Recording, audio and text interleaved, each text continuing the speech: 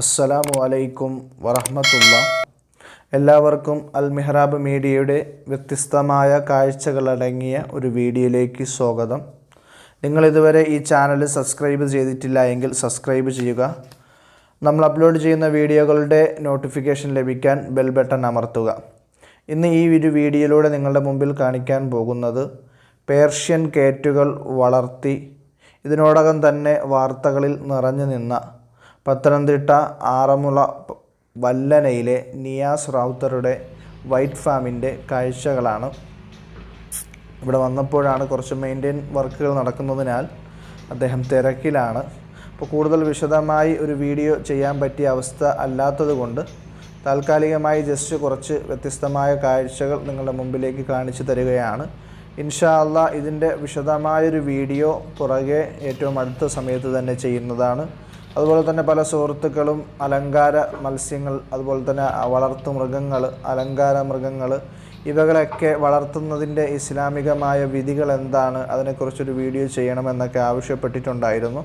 അപ്പോൾ അതെല്ലാം ഉൾപ്പെടുത്തിക്കൊണ്ട് തന്നെ വളരെ വിശാലമായൊരു വീഡിയോ ഇൻഷാ അല്ലാ ഉടനെ ചെയ്യുന്നതാണ്. നിയാസ് റാവുത്തറുടെ വൈറ്റ് ഫാമിൽ പേർഷ്യൻ കേറ്റുകളുടെ വിവിധ വിഭാഗങ്ങൾ, അതുപോലെ തന്നെ ഹിമാലയൻ, അങ്ങനെ വളരെ വ്യത്യസ്തമായ ഒരുപാട് പൂച്ചകളെ തന്നെ നമുക്ക് കാണാൻ കഴിയും. പിന്നെ അതുകൂടാതെ ഒന്ന് രണ്ട് വ്യത്യസ്തമായ ജീവികളും അദ്ദേഹത്തിൻ്റെ അടുക്കലുണ്ട്. അതിലൊന്നാണ് ഷുഗർ ഗ്ലൈഡർ.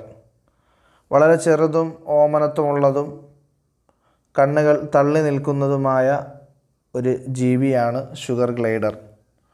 കൂടുതലായും ഓസ്ട്രേലിയ, ന്യൂഗിനിയ, അതുപോലെ തന്നെ ഇന്തോനേഷ്യയുടെ ചില ദ്വീപുകളിലാണ് ഇവ കാണപ്പെടാറുള്ളത്.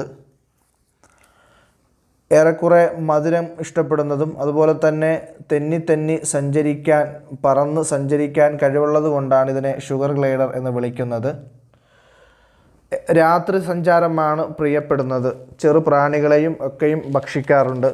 ഏകദേശം 12 മുതൽ 15 വർഷം വരെയാണ് അതിൻ്റെ ആയുസ്. ഈ ഷുഗർ ഗ്ലൈഡർ അതിൻ്റെ കുഞ്ഞുങ്ങളെ കങ്കാരുവിനെ പോലെ ഉദരസഞ്ചിയിലാണ് സൂക്ഷിക്കാറുള്ളത്.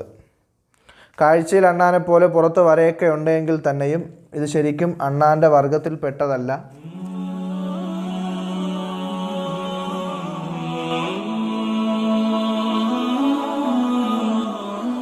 നിയാസ് സാഹിബിൻ്റെ വൈറ്റ് ഫാമിൽ കണ്ട മറ്റൊരു വ്യത്യസ്തമായ ഒരു പെറ്റാണ് ഫെററ്റ്.